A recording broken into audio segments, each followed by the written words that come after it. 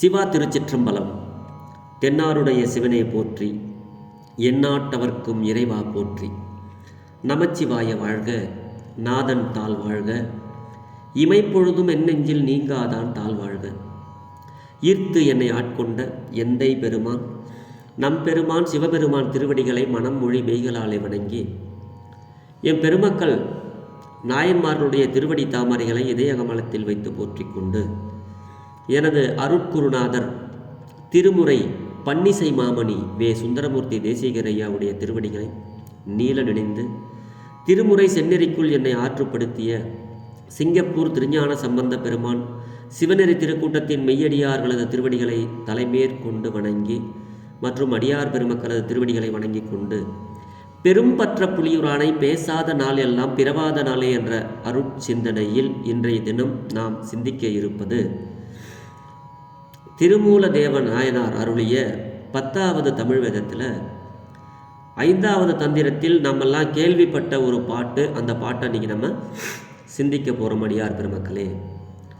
இந்த பாட்டில் சுவாமி நமக்கு என்ன அருள் உரைகளை அருளுகிறார் அப்படின்னா, நமக்கு அடுத்த பிறப்பு, இப்போ நம்மெல்லாம் சொல்லுவோம், இப்போ அந்த பிறப்பில் தான் இப்படி வேதனைப்பட்டு இருக்கேன், அடுத்த பிறப்பாவது எனக்கு ஒரு நல்ல பிறப்பாக கொடுறா இறைவா அப்படின்னு நம்மெல்லாம் சில நேரங்களில் சோகத்தில் நம்ம சொல்லிக்கிறது உண்டு. ஸோ அந்த மாதிரி நமக்கு அடுத்த பிறப்பு நல்ல பிறப்பாக அமையணும், ஒரு நல்ல பிறப்பு இல்லாததை வேண்டது அருளாளர்கள் அடியார்கள். ஒருவேளை மீண்டும் பிறப்பு உண்டேல் எனக்கு ஒரு நல்ல பிறப்பாக உன்னை வணங்குறதுக்கு ஒரு பிறப்பை கொடு, ஒரு நல்ல பிறப்பாவது கொடு அப்படின்னு நம்ம வேண்டுவோம். ஆனால் அப்படி வேண்டுறதுக்கு முன்னாடி நம்ம என்ன செய்யணும்? அடுத்த பிறப்பு நல்லதாக இருக்கணும், மீண்டும் பிறப்பு உண்டேல் நல்ல பிறப்பாக இருக்கணும், நம்ம என்ன பண்ணணும் அப்படிங்கிறத இந்த பாட்டில் சொல்கிறாரு. எப்பா, நம்ம எதை விதைக்கிறோமோ அதை தான் அறுவடை பண்ணுறோம். நம்ம செய்கின்ற ஒவ்வொரு செயலும் எப்படின்னா செவுத்தில் அடிக்கின்ற பந்து மாதிரி அது திரும்பி நம்மகிட்டேயே வரும். இந்த பிறவியில் நம்ம நல்லதை செஞ்சோம்னா அடுத்த பிறவி நமக்கு நன்மையை தரும். புரியுதா? இப்போ ஒரு மரத்தை வச்சோம்னா அது இன்னும் எத்தனையோ ஆண்டுகள் பொறுத்து அது நமக்கு நல்ல காய் தரும், கனி தரும், எல்லாம் தரும். அந்த மாதிரி நம்ம எந்த செயலை செஞ்சாலும் நல்ல செயலை செஞ்சோம்னா அடுத்து பிறக்கின்ற பிறவி நமக்கு ஒரு நல்ல பிறவியாக இருக்கும் அப்படின்னு நமக்கு திருமூல தேவநாயனார் அருள்றார். ஏன்னா அந்த பாடல் அப்படிதான், எதை நீ நினைக்கிறாயோ அதுவாக நீ ஆகுவாய். அதுக்கெல்லாம் என்ன தேவை அப்படிங்கிறத நம்ம முதல்ல சிந்திக்கணும். இப்போ நான் ஒரு உயர்ந்த மனிதன் ஆகணும்னா முதல்ல என்ன பண்ணணும்? அதைத்தான் நமக்கு சிந்திக்கணும் முதல்ல, இல்லையா? ஒரு மனிதன் ஒரு உயர்ந்த நிலையை அடையணும், தான் அடுத்த பிறப்பு ஒரு நல்ல பிறப்பாக இருக்கணும், தனக்கு துன்பம் வரக்கூடாது அப்படின்னா அறிவை முதல்ல நம்ம வளர்த்துக்கணும். இந்த நம்மளையெல்லாம் ரொம்ப உயர்த்துவது நிறைய பேர் நினச்சிட்டு இருக்காங்க. நம்மள்கிட்ட பணம் அதிகமாக இருந்தால் நம்ம உயர்ந்த நிலையில் இருக்கிறோன்னு நினச்சிக்கிறாங்க. நம்ம ஒரு பெரிய பதவியில் இருந்தால் நம்ம உயர்ந்த நிலையில் இருக்கிறோம் அப்படின்னு நினச்சிருக்காங்க. நல்ல பருவமாக இருக்கும்போது சிலர் நம்ம நல்லா இருக்கிறோம்னு நினச்சிக்கிறாங்க. நல்ல உயரமாக இருக்கிறதுனாலையும் நம்ம தான் உயர்ந்தவன்னு சில பேர் நினைக்கிறாங்க. இதெல்லாம் மூட நம்பிக்கை, முட்டாள்தனம். ஒருவனை நல்ல உயர்ந்த மனிதனாக அவனுடைய நிலையை உயர்த்துவது என்பது அறிவு ஒன்றுதான் மனிதனை உயர்த்தும், இல்லையா? அறிவு ஒன்றுதான் மனிதனை உயர்த்தும். அதை நான் சொல்லலைங்க, அறிவுடையார் எல்லாம் உடையார் என்கிறார் நம்ம திருவள்ளுவ பெருந்தகை. அறிவுடையார் எல்லாம் உடையார்.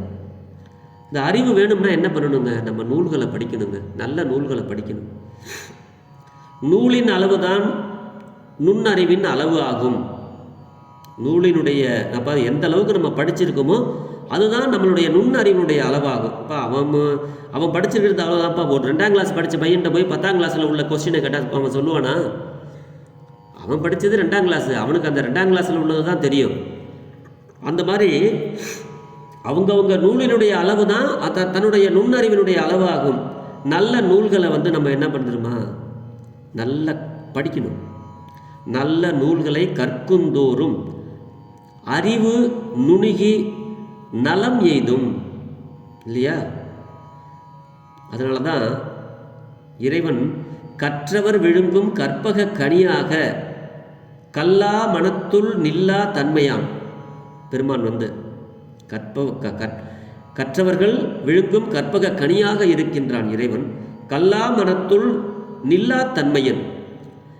நம்ம இந்த மாதிரி நல்ல அறிவு சார்ந்த நூல்களையும் தேவார திருமுறைகளையும் நம்ம படிக்கலைன்னா நம்ம மனசுக்குள்ளே இறைவன் வரமாட்டார், அறிவு வராது.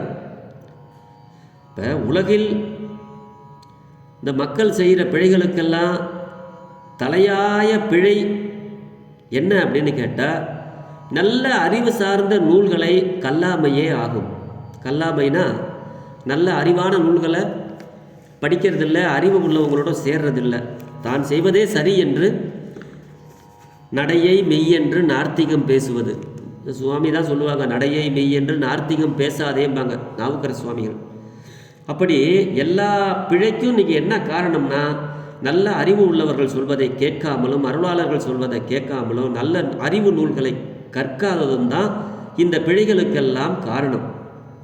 பிழைகள் என்னென்ன என்று நமக்கு உபதேசிக்க வந்த பட்டினத்து அடிகளார் தலையாய பிழை எந்த பிழை தெரியுமா? நீங்கள் கல்லா பிழை தான்ப்பா அப்படிங்கிறாரு. அது நம்ம பாட்டு உங்களுக்கு தெரியும். கல்லா பிழையும் கருதா பிழையும் கசிந்துருகின் இல்லா பிழையும் நினையா பிழையும் அப்படிங்கிற அந்த பாடல் உங்களுக்கெல்லாம் தெரியும். எல்லா பிழையும் பொறுத்தருள்வாய் கச்சி ஏகம்பனே அப்படின்னு சுவாமி சொல்கிறாங்க பட்டினத்து பிள்ளையார். அதனால் எல்லாரும் நூல்களை காதலால் ஓதி உணர்தல் வேண்டும்.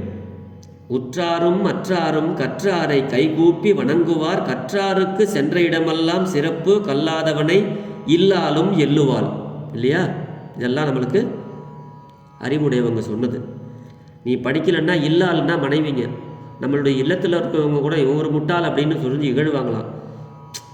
பெருந்தகை சொல்கிறாரு, ஞான பெருந்தகை, வள்ளுவ பெருந்தகை, கற்றோருக்கு கண்டிடமெல்லாம் சிறப்பு அப்படின்னு. அப்படியா? அறிவுடையார் எல்லாம் உடையார் அப்படின்னு சொல்கிறாங்க. அந்த மாதிரி நம்ம நல்ல நூல்களை நம்ம வந்து இந்த இந்த பிறவியில் நம்ம படிக்கணும். இன்றைக்கி உடம்பை வந்து நல்லா வளர்த்துக்கணும் அப்படின்னா உணவு ஒரு இன்றியமையாததாக இருக்குது. அதே மாதிரி பயிரை வளர்ப்பதற்கு ஆன்றோர்களுடைய அறிவுரை அவசியம் இல்லையா? இப்போ நம்ம உயிரை வளர்க்கணும் அப்படின்னா நம்மளுடைய அருளாளர்கள், ஆன்றோர்கள், சான்றோர்கள் அவர்களுடைய அறிவுரை அவசியமாகும். தான் கற்ற நூல் அளவே அவனுடைய நுண்ணறிவு என்பது நம்மளுடைய பாட்டி ஔவையார் திருவாக்கு. வனத்தில் உள்ள மரத்தின் கோணலை நீக்குவது பஞ்சு நூல் கயிறால கட்டி நேராக நிமித்துவோம். அதுபோல மனத்தில் உள்ள கோணலை நீக்குவது இந்த தேவாரமும் திருவாசகமும் என்னும் 12 திருமுறை நூல்கள் தான் உங்களுடைய மனக்கோணலை நீக்குவது இல்லையா? அப்போ செடிகளை தண்ணீர் விட்டு வளர்ப்பது போல நமது உயிரை 27 அடியார்களும் அருளாளர்களும் மற்றும் ஔவையார், அருணகிரி சுவாமிகள் இவர்களுடைய பாடல்களால் நம்மளுடைய உயிரை நல்ல நெறியில் வளர்க்க வேண்டும் இல்லையா? பசு தன்னுடைய கன்றுக்கு எப்படி பால் ஊட்டுதோ அதுபோல நம்மளுடைய அருளாளர்கள் இறைவனிடத்தில் தாம் பெற்ற அருளை, அறிவு செல்வத்தை மனித குலத்துக்கு வற்றாத தங்க சுரங்கம் போல நமக்கு தத்துவ முத்துக்களை வாரி தந்து இருக்கிறார்கள் அடியார் பெருமக்களே. ஒரு மருத்துவமனையில் ஒரு டாக்டர் தங்கியிருக்கிறாருன்னா அந்த மருத்துவமனையில் தங்கியிருக்கிற ஒரு நோயாளிக்கு எந்த பிணியும் வராமல் வந்தால் அதை உடனே போக்குறதுக்காகத்தான் டாக்டருங்க நைட் டியூட்டி பகல் டியூட்டின்னு ஹாஸ்பிட்டலில் தங்கியிருக்காங்க இல்லையா? அதே போலத்தான் இறைவன் எல்லா உயிர்களிலும் தங்கி அந்த உயிர்களிலே பிறவி பிணியை போக்குகின்றார் இறைவன். எல்லா உயிரிலையும் இறைவன் இருக்கிறார். அதுதான் உள்ளோடு புறம்கீழ் மேலாய் உயிர்தொரும் ஒளித்து நின்ற கல்வனே அப்படின்னு பரஞ்சோதி முனிவர் சொல்றாருங்க. அப்படி இருக்கும்பொழுது நம்ம என்ன பண்ணணும்? இறைவன் எங்கும் இருப்பினும், ஆனால் நம்மளுடைய திருமுறை ஆசிரியர்கள், ஞானிகள், அறிவு உள்ளவர்கள், அப்படி உள்ளவர்களுடைய உள்ளத்தில் தான் பெருமான் உறைந்திருப்பார். திருக்கோயில்களில் உறைந்திருப்பார். சிறப்பாக விளங்கி தோன்றுவார் திருக்கோயில்களிலும் இந்த ஞானிகளுடைய உள்ளத்திலும். பெருமான் வந்து எல்லா இடத்துலையுமே இருக்கிறாரு, எல்லா உயிர்களிலுமே இருக்கிறாருங்க. எப்படின்னா, ஓராதார் உள்ளத்துள் ஒலிக்கும் ஒளியானே என்கிறார் மாணிக்க வாசகர் இல்லையா? அப்போ பயங்கரமான ஒரு வெயில், அந்த வெயிலில் கொண்டு போய் ஒரு துணியை போட்டால் அந்த துணி வந்து லேசாக வெதும்புமே தவிர வெந்து சாம்பல் ஆகாது. அதே சூரியகாந்த கண்ணாடி நம்மெல்லாம் சொல்லுவோம் இல்லையா, அந்த ஒரு ஒரு அதுக்கு ஒரு பேர் சொல்லுவோம் கண்ணாடிக்கு. அந்த கண்ணாடிக்கு கீழே காந்த கண்ணாடி, அந்த காந்த கண்ணாடிக்கு கீழே இப்படி வெயிலில் அந்த காந்த கண்ணாடியை காட்டி கீழே அந்த துணியை வச்சோம்னா அந்த துணி வெந்து அப்படியே எரிஞ்சு சாம்பலாக போயிடும் இல்லையா? அப்போ நேர் வெயிலுக்கு இல்லாத ஆற்றல் அந்த சூரியகாந்த கண்ணாடிக்கு இருக்குது. அந்த சூரியகாந்த கண்ணாடிக்கு கீழே வைக்கின்ற துணி எரிஞ்சு போகுது. அப்போ வெயிலுக்கு எல்லா இடத்துலையும் வெயில் இருக்குது. ஆனால் அதை இழுத்து ஒரு சின்னதாக கீழே கொடுத்து அந்த துணியை எரிக்கக்கூடிய அந்த அந்த சூரியகாந்த கண்ணாடிக்கு இருக்குது. அதனால் அது மாதிரி இறைவன் எங்கும் இருக்கிறார். ஆனால் திருக்கோயில்களில் அந்த வைப்ரேட்டிங் அதை இழுத்து நமக்கு வந்து திருக்கோயில் மூலமாக நமக்கு கொடுக்குறாங்க. அப்போ திருக்கோயில் சென்று வழிபாடு செய்வது இன்றியமையாததாகும் இல்லையா? இன்றியமையாதது. நம்ம கோயிலுக்கு போகணும். அதுதான் நமக்கு இந்த பிறப்பில் நாம் செய்கிற அந்த நல்ல செயல்கள். சரி, இந்த பாட்டில் நமக்கு என்ன சொல்கிறார் தெரியுமா சுவாமி? எப்பா, நான் வந்து மூலனாக இருந்தேன், முன்னாடி வந்து வேற ஒரு தவ யோகியாக இருந்து தவம் செஞ்சேன். அதனால் செய்கின்றேன் என்பது குறிப்பு எச்சம். திருமூல தேவநாயனார் மூலன் உடம்பில் புகுவதற்கு முன்னே அவர் இருந்த அந்த நிலையை முற்பிறப்பாக இதில் சொல்கிறாருங்க. அவர் தவம் பண்ணார். அதுதான் இந்த பாட்டுடைய சொல்லுவார், பின்னை நின்று என்னே பிறவி பெறுவதுங்கிறாரு. இப்போ இதுக்கு பிறகு என்ன எனக்கு வந்து பிறவி பெறுவது? பின்னை நின்று என்னே பிறவி பெறுவது. முன்னை நன்றாக முயல் தவம் செய்திலர். முன்னாடியே நல்ல தவத்தை பண்ணினீங்கன்னா பின்னாடி உங்களுக்கு நல்ல பிறப்பு வருங்கிறார். அதுதான் சொல்கிறார். இந்த மூலன் உடம்புல புகுவதற்கு முன்னாடி இருந்த நிலையத்தான் அவர் சொல்கிறார். அது முற்பிறப்பாக சொல்கிறார், வேற ஒன்றும் இல்லை. அவருடைய அருள் சரிதத்தில் அப்படி தான் வருது. அதற்கு பின் இருந்த நிலையை பிற்பிறப்பாகவும் வைத்து ரெண்டாவது என்ன பண்ணார்? அந்த மூலனுடைய உயிர் அந்த உடம்புக்குள்ளே வந்து மறுபடியும் நன்மையைத்தான் செஞ்சார். இதில் நாயனார் அருளை செய்தார். அதனால தான் சொன்னார் படைத்தனன் என்றார் இல்லையா? திருமூல தேவநாயனார் வந்து அந்த உயிரோடு இருக்கும் பொழுதே முற்பிறப்பு அடுத்த பிறப்புன்னு அவரே சொல்கிறார். மூலன் உடம்பில் இருக்க செய்ததையே ஆயிற்று தவம். அதுக்கு பிறகும் அவர் அந்த தவத்தில் தான் இருந்தார். அந்த தவம் வந்து வாழ்க்கையில் வந்து இன்றியமையாத ஒன்று இல்லையா? ஒன்றும் முடியாத காரியம் ஒன்றும் இல்லைங்க. இன்றியமையாதது ஒன்றும் ஆகாது. ஒன்றும் நம்மளால் முடியலைங்கிறதெல்லாம் ஒன்றும் ஆகாதுங்க. முடியும் என்பதே முதல் 2 அடிகள். என்னால் முடியும் அப்படின்னு நம்ம நினச்சி இருந்தோம்னா அது முடியும்.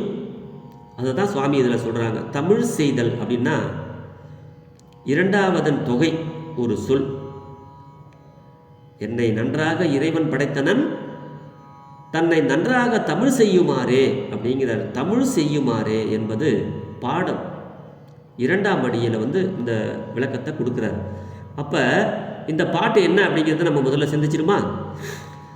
திருச்சிற்றம்பலம். பின்னை நின்று என்னே பிறவி பெறுவது,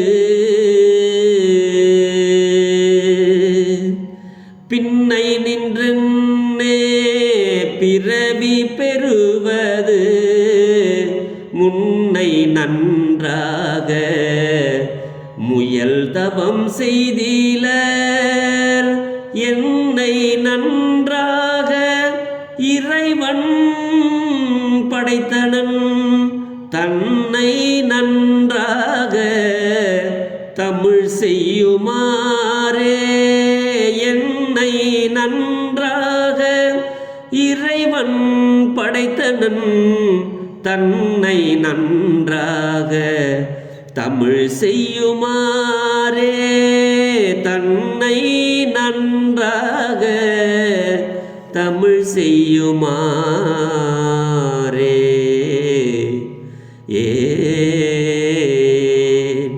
திருச்சிற்றம்பலம்.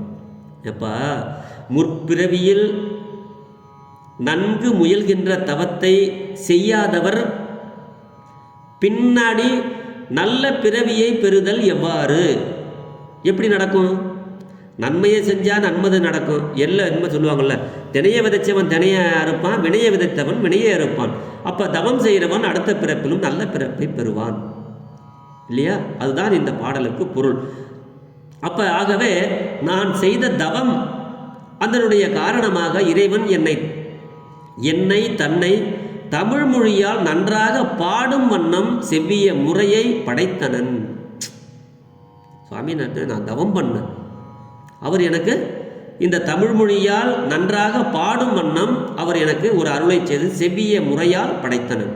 இப்போ நானேயோ தவம் செய்தேன் அருள் செய்தான் தவம் செய்தேன் சிவாய நம என பெற்றேன். அருள் செய்தான் சிவாய நம என பெற்றேன், தவம் செய்தேன் சிவாய நம என பெற்றேன் இல்லையா? அதில் நம்ம மாற்றி நம்ம அதில் பொருள் எடுத்துக்கலாம். அது மாதிரி நம்மளுடைய அடுத்த பிறப்பை நாம் நல்ல பிறப்பாக வர வேண்டும் அப்படின்னா இந்த பிறப்பில் நல்ல நூல்களை கற்க வேண்டும், இறை வழிபாட்டில் மனத்தை செலுத்த வேண்டும், சிவாலயங்களுக்கு செல்ல வேண்டும், ஏழைகளுக்கு முடிந்தளவு உதவி செய்ய வேண்டும், இயற்கையை நேசிக்க வேண்டும். ஏன்னா நம்ம இயற்கையை தான் கடவுளாகவே கும்பிடுறோம். அதுக்காக அடுத்த பிறப்பு நமக்கு நல்லதாக வேணும்னா இந்த பிறப்பில் நம்ம செய்யக்கூடிய நன்மை தான் அடுத்த பிறப்பை நமக்கு நிர்ணயம் செய்யும். நான் செஞ்சதுனால எனக்கு இறைவன் நன்றாக என்னை தமிழ் செய்யுமாறு வச்சிருக்கிறான்.